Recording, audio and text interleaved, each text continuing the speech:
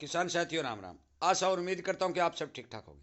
साथियों, आज फिर हम सरसों के भाव के ऊपर चर्चा करने जा रहे हैं, जो नई सरसों आने वाली है। साथियों, एक बात स्पष्ट और साफ हो चुकी है कि किसान को समझाना बहुत ही कठिन कार्य है, जिसमें कोई दो राय नहीं है। क्योंकि मैं लगातार 2 महीने से सरसों के ऊपर 3-4 वीडियो अपलोड कर चुका हूं कि सरसों की पैदावार बेहद कमजोर होगी, और इसके सारे के सारे कारण भी मैंने वीडियो में बता दिए। बिजाई कम है, गर्मी बढ़ेगी, पानी का संसाधन कम है।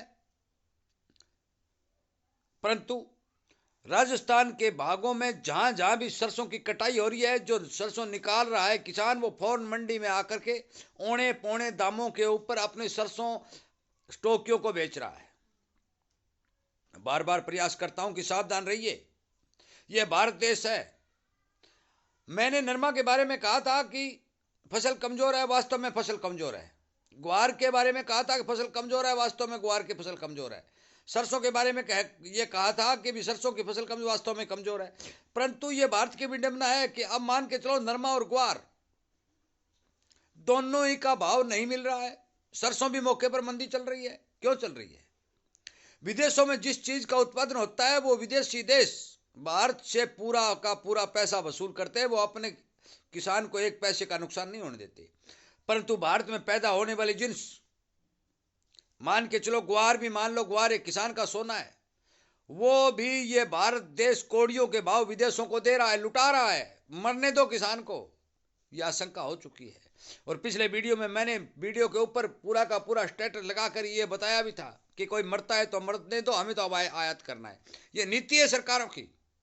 साथियों, आज भी मैं आपको पूरा प्रूफ देता हूं कि मैं जो वीडियो अपलोड कराऊं, इसके ऊपर जो कटिंग अखबार की आई है, वो अखबार की कटिंग में लगाऊंगा।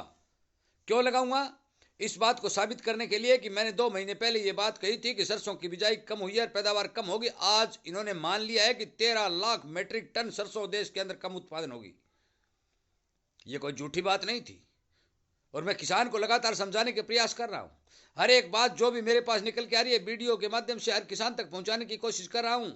इसीलिए आपसे कहता हूं कि आप चैनल को सब्सक्राइब करके सामने वाली घंटी का बटन दबाइए, ताकि किसान आपकी जो मदद कर रहा है, किसान आपकी जो आवाज उठा रहा है, वो बात आप तक फौरन पहुंच जाए। कोई नहीं बताएगा, मंडी में काम करने वाला व्यापारी आपको कोई नहीं बताएगा कि ये पोजीशन होने वाली है। वो कहेगा कि मंदा आएगा, बम्पर पैदावार है, मंदा आएगा, कोई ग्राहक नहीं है, मंदा आएगा। और ये चीज हवाला दे करके आपका माल औने पौने दामों पर लूट लिया जाएगा।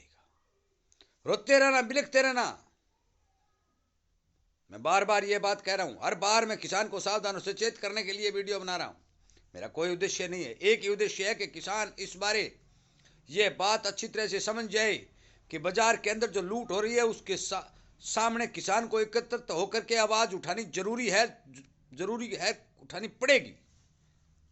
पानी के ऊपर मैंने वीडियो बनाए, बहुत कम समर्थन मिला।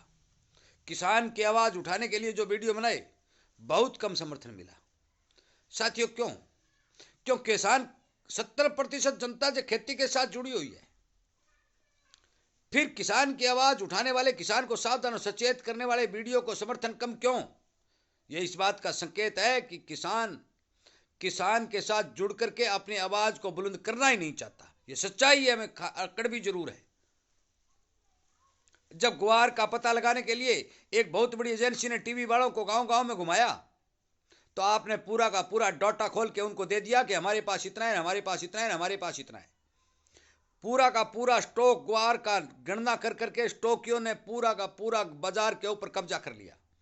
आपको किसने कहा था कि उन्हें आप अपने घर का सामान बताएं?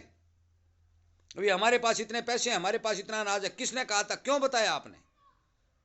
ये बड़े बड़े जो एक्सपोर्टर है, इनका यही काम होता है कि किसान भोला भाड़ा है, उसके सामने कैमरा लगाओ और उसकी फोटो खींचो, वो सब कुछ बता देगा। साथियों, ये सही नहीं है, ये सही नहीं है। इसी तरह यदि आपके घर का आप पेट्टा देते रहे, आपकी घर की शेरडी देते रहे, तो आपको लूट जाना तय है। क्योंकि कोई भी देश अपनी सिक्योरिटी, अपनी शेरडी दूसरे देश को नहीं देता, तो आप अपने घर की बात दूसरों को क्यों बताते? टीवी वाले फोटो खींच ली तो क्या बन गए आप? कोई फर्क नहीं पड़ा, परंतु आपका पूरा का पूरा डाटा एक्सपोर्ट लेकर चले गए और आज ग्वार के ऊपर कब्जा करके बैठ गए। वही हाल सरसों की होने जा रही है। सरसों के बारे में तरह तरह की बातें फैलाई जाएंगी, क्योंकि जो जो सरसों की फसल नजदीक आएगी, कटाई शुरू होगी, फैलाई जाएंगी। परंतु सावधान रहना, अब की बार भाव आए या नहीं मैं कुछ नहीं कह सकता, क्योंकि भाव सरकार के हाथ में है। ये सरकार किसान की दुश्मन बनी हुई है, मैं खुल के बोल रहा हूं। परंतु सरसों का उत्पादन बेहद कमजोर रहेगा। विदेशों में कहीं से सरसों नहीं आने वाली। सरसों का तेल खाने वाले सरसों का तेल ही खाएंगे, वो पाम ऑयल नहीं खाएंगे। और पाम ऑयल कौन सा सस्ता है?